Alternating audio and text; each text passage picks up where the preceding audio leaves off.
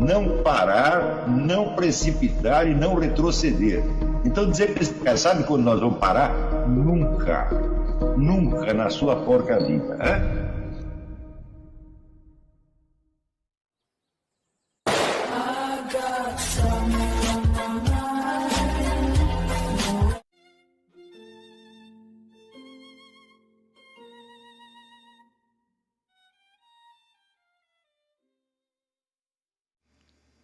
E aí pessoal, tranquilo? Então vem aqui antes do vídeo começar, pedir para vocês se inscreverem, quem não for inscrito, compartilhar, curtir, comentar. Quem puder seja membro do canal, que isso ajuda bastante. Tem também o link do Apoia-se. Quem puder ajudar nosso canal e apoiar financeiramente vai ser muito bem-vindo. Mas o mais importante é transmitir o conteúdo e os conhecimentos do professor Olavo de Carvalho para mais e mais brasileiros. Então compartilhe e ajude aí nossa causa. Muito obrigado a todos os membros, apoiadores do canal. Fico muito feliz. Tenho certeza que a gente está no caminho certo. Então fiquem com o vídeo e até mais. Valeu! O estudo da filosofia é, antes de tudo, um treino de percepção e expressão. Isso quer dizer que ele se aproxima muitíssimo, neste aspecto, do treino literário. Existe, por exemplo, um livro que eu sempre recomendo, que é o livro do Júlio Paiô, sobre a arte de escrever, que foi usado durante décadas, onde havia treinos, como por exemplo você olhar uma sala e você distinguir as várias tonalidades de cor que tinha ali. Quer dizer, você, para além da escala de cores, existe uma série de semitons que têm nomes diferentes. Tá certo? E a lição básica é de estudar arte do estilo universal, preferir sempre o termo específico em vez do termo genérico. Por exemplo, se você está olhando um móvel, você saber o nome do móvel em vez de você designá-lo apenas pelo nome genérico, como móvel. Então, se você conhece os estilos de várias mesas, por exemplo, você dirá o nome do estilo e não simplesmente mesa. E isso aí faz com que o leitor tenha o equivalente, por assim dizer, visual, auditivo, até táctil das coisas, tá certo? Em vez de ter somente, vamos dizer, um fluxo de palavras ocas. Então, esse treinamento é tão essencial em filosofia quanto na literatura. Como não existe ensino de literatura no Brasil, no curso ginasial, então as pessoas chegam, vamos dizer, a uma faculdade de filosofia com um domínio muito precário da linguagem. E, em cima desse domínio precário, você coloca toda uma terminologia filosófica, que lhes vai parecer muito elegante, muito intelectual, e eles vão fazer uma porcaria com isso aí. Vão fazer confusões assim, elementares,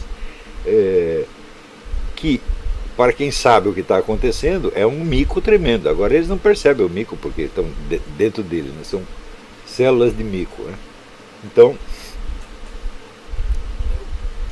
existem várias questões filosóficas que elas em si mesmas não têm solução visível, porém constituem um treinamento absolutamente indispensável. A longa discussão entre realistas e nominalistas é um dos mais belos treinos que existe, porque ela coloca em questão exatamente a relação entre nome e coisa. Quer dizer, se aquilo que você está designando é uma ideia, é uma forma ideal, ou é um ente efetivamente existente.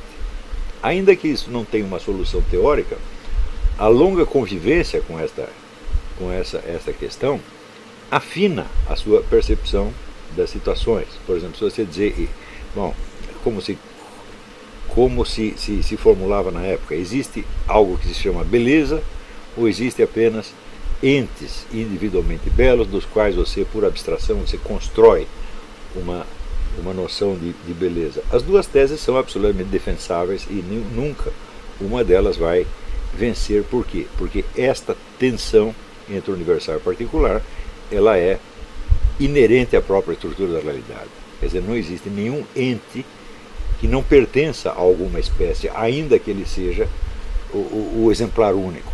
Tá certo? Então, isso quer dizer que o aspecto da sua singularidade, da sua particularidade, coexiste com a universalidade de uma maneira, ao mesmo tempo, inseparável e irredutível. Você não consegue reduzir uma coisa a outra, nem a outra a uma. Portanto, é de se supor que esta questão ela não tem solução, porque não é para ter solução, porque você está se confrontando com a própria estrutura da realidade, né? Mais tarde, o Kant dirá que nós só temos as percepções singulares e que os conceitos universais são produto da razão pura, quer dizer, a razão pura projeta sobre as percepções alguns nomes de relações, como por exemplo possibilidade, existência, impossibilidade, improbabilidade, etc. E assim ordena o mundo, né? Então, isso quer dizer que o mundo físico, tal como nós o percebemos, seria uma coleção de estímulos mais ou menos caóticos, aos quais a nossa mente impõe uma ordem que é uma criação, uma livre criação da razão pura, tá certo? Essas formas não são subjetivas, porque elas são iguais em todos os seres humanos, elas são as formas da percepção humana em geral, de modo que todos nós percebemos as coisas mais ou menos do mesmo jeito, porque impomos as mesmas formas, né, gerais aos objetos singulares e aos estímulos singulares que nos chegam. A mim isso sempre me pareceu uma impossibilidade pura e simples, e eu percebi isso meditando por coincidência sobre a própria noção da impossibilidade. Impossibilidade é uma noção fundamental na filosofia, porque ela é o que funda a noção de necessidade, o que vai fundar, por sua vez, a noção de uma constância científica, de uma regularidade, de uma lei científica, né? Quer dizer, nós dizemos que uma lei científica expressa, vamos dizer, uma relação necessária, ou pelo menos probabilisticamente necessária entre duas coisas. Se é necessário em termos absolutos, se é necessário em termos probabilísticos, para fins dessa discussão não faz a menor diferença. Então, esse elo de necessidade é, vamos dizer, aquele com o qual nós estruturamos praticamente todo o mundo físico que nos rodeia, e que também é a necessidade que orienta a nossa noção de probabilidade e, portanto, de possibilidade. Quer dizer, em cada situação você vê que existem certas coisas que não podem ser mudadas, não podem voltar atrás, e outras que você tem uma certa margem de manobra. Então, eu digo, bom, mas como que a razão pura poderia impor aos dados dos sentidos a noção de impossibilidade se não houvesse uma experiência anterior da impossibilidade? Ora, todos os seres humanos têm a experiência da impossibilidade da maneira mais direta e mais física, mais corporal, desde que nascem.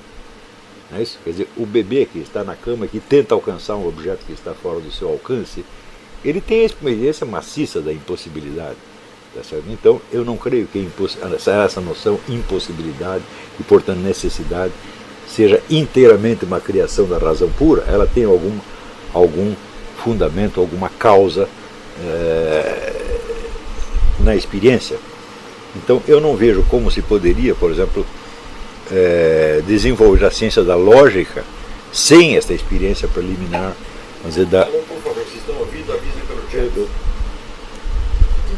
Sem a experiência preliminar da impossibilidade física. Né? Nós podemos dizer que toda impossibilidade física ela é apenas relativa, porque nós podemos conceber, né, um outro mundo onde aquilo que é fisicamente impossível neste mundo fosse possível, tá certo? Mas isto é apenas uma invenção. Na verdade, a experiência da impossibilidade, eu acho que é uma das primeiras que o ser humano tem. Né? A própria experiência, vamos dizer, da dificuldade, por exemplo, a dificuldade que uma criança tem para se manter de pé e aprender a andar. Quer dizer, quantos tombos você não precisa levar para você aprender a andar. Quer dizer, aí você vê que você está se chocando contra uma necessidade física invencível. Tá certo? Então, sem essa experiência, a noção da impossibilidade não seria totalmente impossível.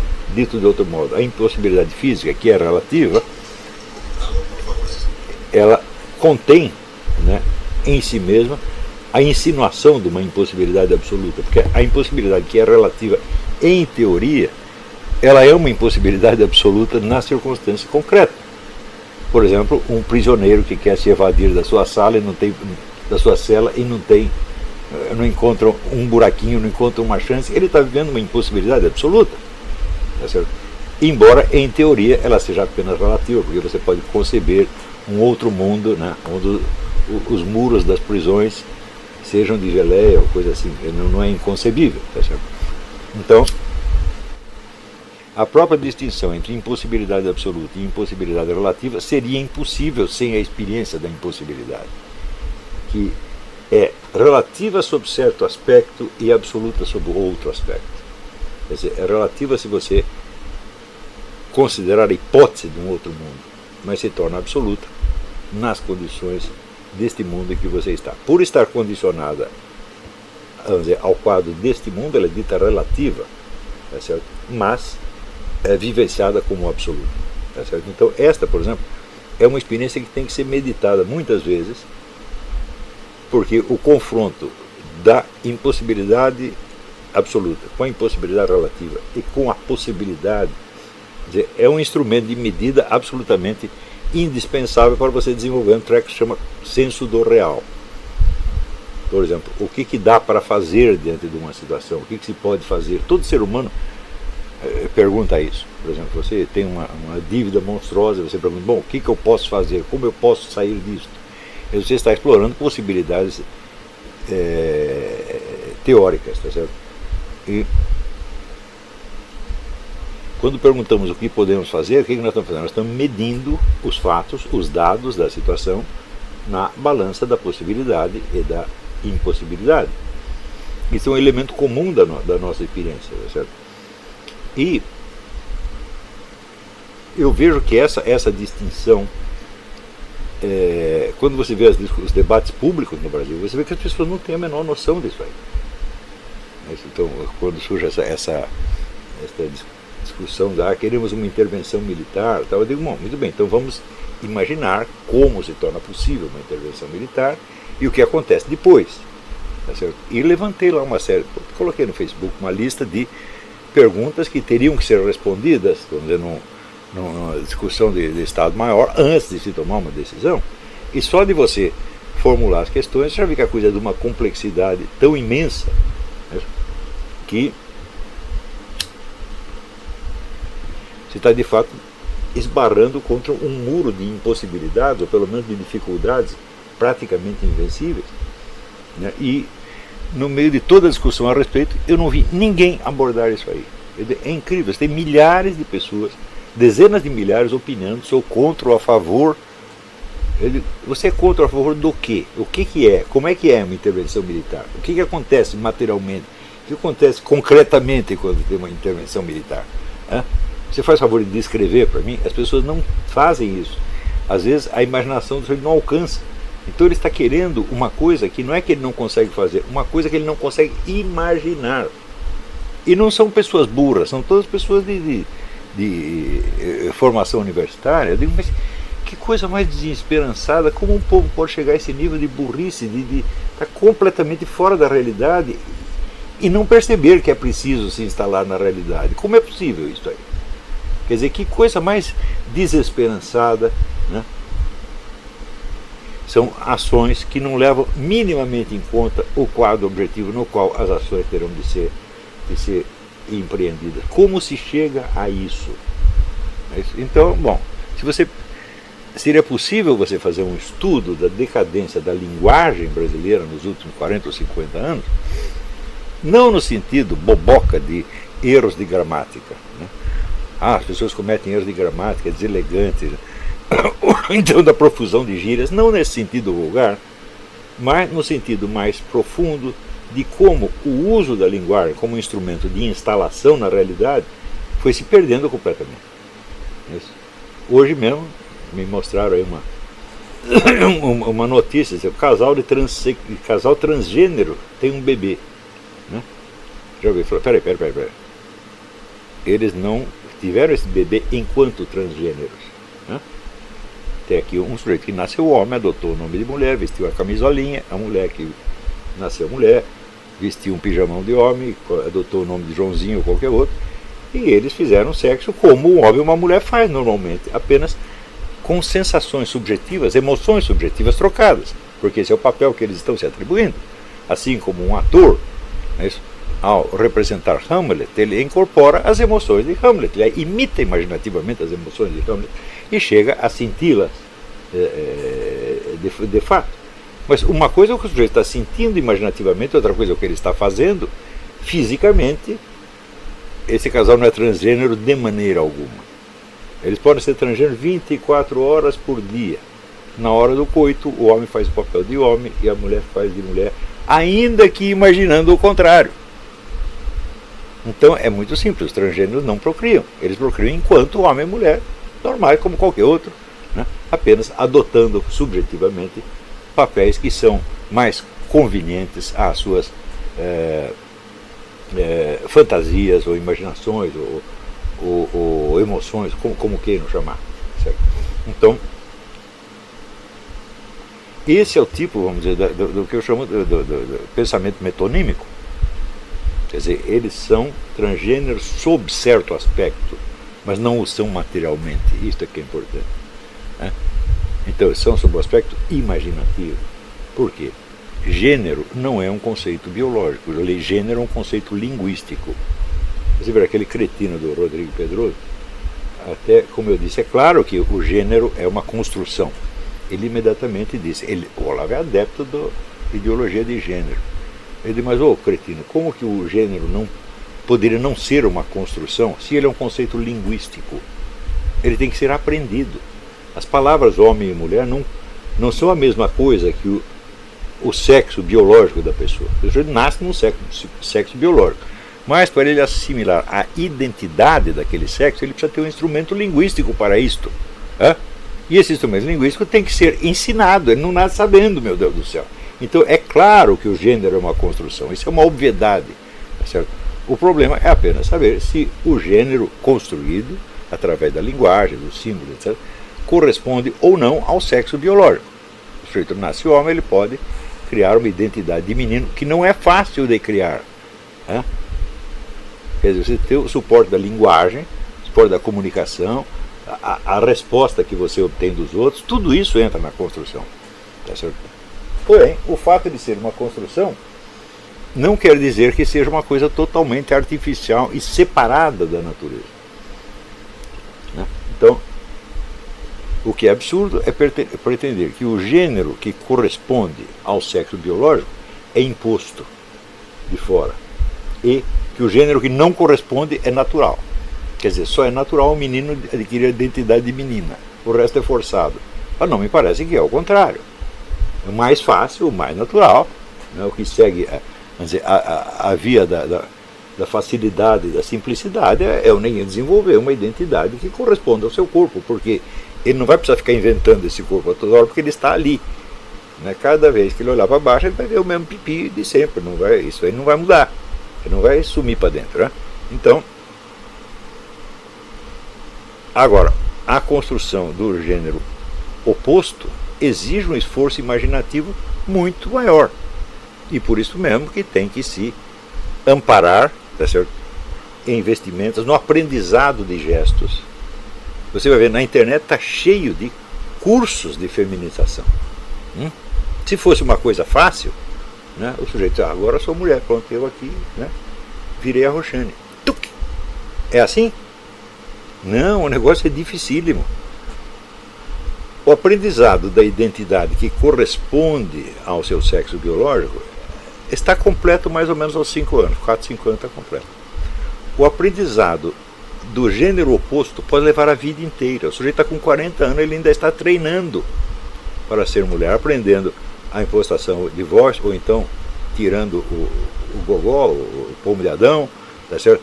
Fazendo operação, aprendendo a andar, né?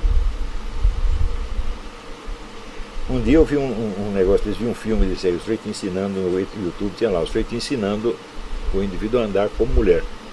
E daí ele diz o seguinte, as mulheres põem os pés em linha reta, o homem anda com o pé de cada lado, tac, tac, tac, tac. A mulher põe o pé em linha reta. Falei, raios, eu vivi 68 anos, não tinha percebido isto. Quer dizer, não é uma coisa natural, quer dizer, o homem anda como homem, a mulher anda como mulher, a não ser que aprenda. Então, a construção do gênero oposto, do gênero que se opõe ao sexo, é um negócio muito mais complicado do que o aprendizado daquilo que já está aí. Tá certo? Então, como é que as pessoas chegaram, vamos dizer, a esta impossibilidade de distinguir entre o que é o natural e o artificial? Eu repito, nenhum gênero é natural, todo gênero é construído. Só que um está em harmonia com os dados da natureza e o outro se opõe aos dados da natureza para construir um terceiro personagem, por assim dizer. Então, é evidente que nenhum dos dois é inteiramente natural, mas um é mais natural que o outro. Isto é uma distinção que qualquer pessoa tem que ser capaz de fazer sem palavras. Quando as pessoas estranham, por exemplo, um menino aprendendo gestos de menino, ou estranham um transexual, elas estão expressando isto aqui. Como elas não sabem expressar, como não tem o treino filosófico, elas expressam isso às vezes de uma maneira emocional, com repugnância, às vezes de uma maneira até ofensiva. Mas elas estão mostrando que no fundo elas conhecem essa distinção. Apenas, como não meditaram a coisa, expressam isso de uma maneira grosseira, de uma maneira tosca, e daí cria um outro fenômeno que seria a chamada homofobia, que é também um termo muitíssimo errado, porque, veja você, a homofobia foi descrita inicialmente como um quadro clínico. Quer dizer, o sujeito que tem realmente horror e repugnância instintiva do homossexual, do transexual, isso aí, é um quadro clínico perfeitamente descrito, tá certo? E que em seguida vira uma ideologia, vira um combate ideológico, estendendo a noção de homofobia a toda e qualquer crítica ou rejeição da homossexualidade, do transexualismo, etc, etc, o que é um absurdo.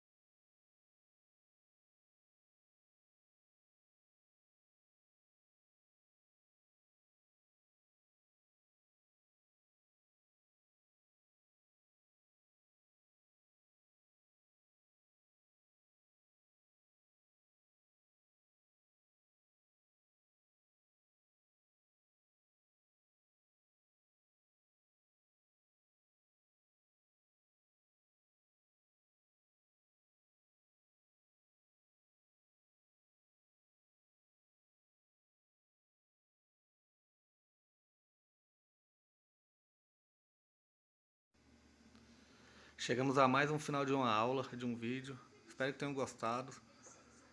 Quem não se inscreveu ainda, se inscreva, compartilhe, comente. Ajude nosso canal, apoie, seja membro. E ajude o nosso canal a chegar a cada dia a mais brasileiros que precisam muito do conhecimento do professor Olavo de Carvalho. Então é isso aí, fique com Deus, até o próximo. Valeu. Então é isso aí, pessoal. Que é o nosso canal. Que são alguns livros que eu já li.